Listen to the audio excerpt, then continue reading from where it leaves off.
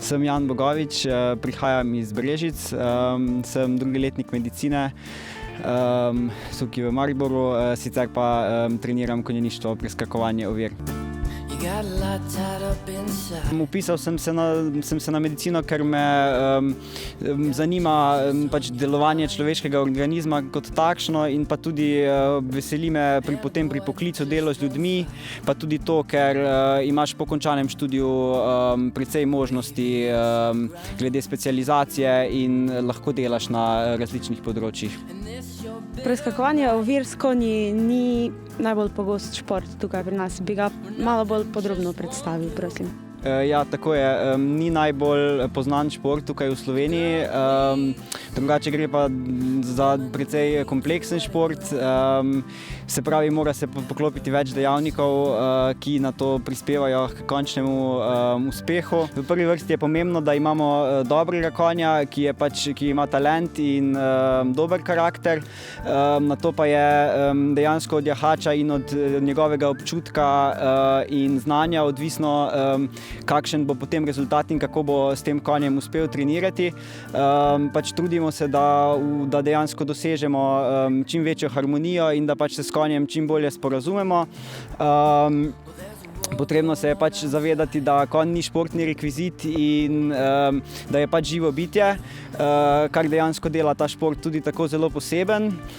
In tukaj morda tudi veliko ljudi, ki se tega loti, dela napako, ker pač konja obravnavajo kot športni rekvizit in potem pač s takšnim delom se pač ne pride daleč, ker ima konj pač svoje slabe dni, slabe in dobre lastnosti in temu se moramo ves čas prilagajati.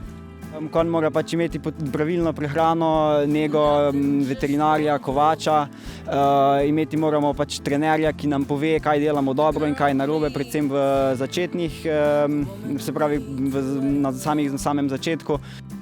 Kobila, ki jo imam trenutno, se zna nasmejati in pa kimati. To je naučila že prejšnja lastnica, ko je bila še zelo mlada, tako da je pač glede tega je precej učljiva. Vsem skupaj me najbolj podpirata starša in pa očetov stric, pri katerem imamo hlev. Treningi potekajo tako, da v bistvu veliko treniram doma sam.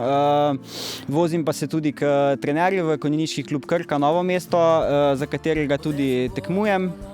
Uspešno sezono prvo sem imel leta 2012, takrat sva z očetom bila po tekmah skoraj vsak vikend v Sloveniji, pa tudi v Italiji in na Hrvaškem.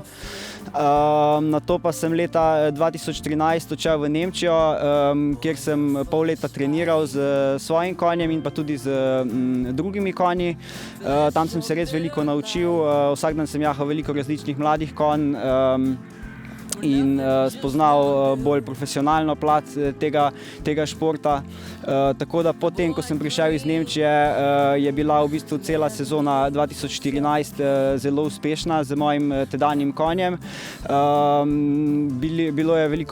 Imel sem veliko plazmajev na višini 125 cm in pa potem sem začel tekmovati na višini 130, kjer sem v bistvu najbolj viden rezultat dosegel na Hrvaškem. V Samoboru sem bil tretji na 130 v članski konkurenci. Istega leta sem se tudi udeležil državnega prvenstva, na katerem sem bil v bistvu izmed glavnih favoritov do zadnjega dne, kjer sem imel pa potem nekoliko nesreče in sem padel v finalu. Družba konj mi dejansko pomeni zelo veliko. Brez konjev in konjeniškega športa si ne predstavljam svojega življenja in se nameravam s tem ukvarjati tudi v prihodnje.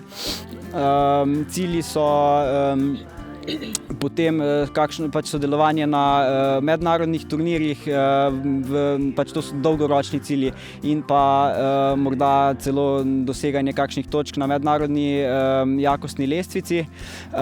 Kratkoročni načrti pa so, da bi jahal čim več različnih mladih konj in tudi za naslednje leto napredoval s kobilo, ki jo imam trenutno in se udeležil državnega prvenstva za mlade konje.